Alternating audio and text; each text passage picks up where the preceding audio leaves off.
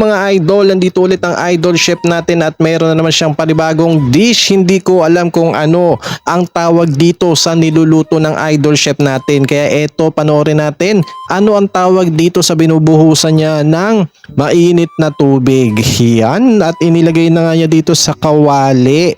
Ayan mga mima, mga idol, comment nyo sa baba kung anong tawag dito sa niluluto niya. Hindi ko kasi alam. Wow, ayan, natatanggal. Tinatanggal pala isa-isa to. Parang ang napapansin ko dito, parang atay to ng manok. Ay, puso.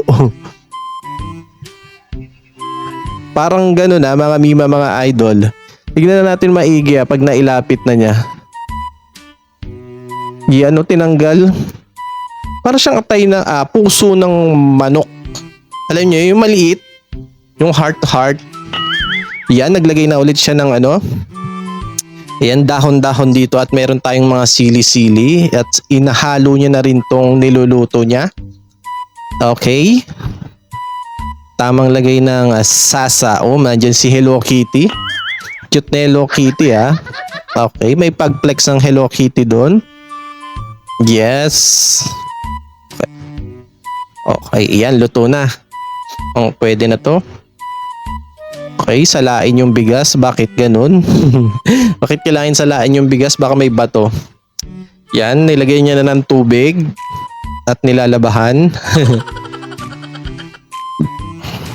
Okay, nilagay niya na dito sa rice cooker. Tapos meron coconut milk. Yan, naglagay na rin tayo ng tubig. Naglagay din tayo dito, ayan, yung mga pampalasa. Ito yung favorite na nilalagay niya. Hindi ko alam kung anong tawag dun. Okay, sasa ulit. Sasa. Tamang lagay lang tayo ng sasa. Ayan, isa lang na. Okay, ito ano to? Anong tawag dito sa iniwa niya? Anong tawag dyan mga idol?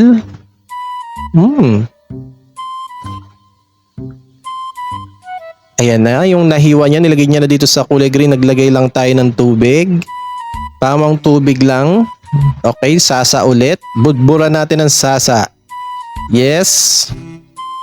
Tamang sasa lang. At ayan mga idol, mga mima.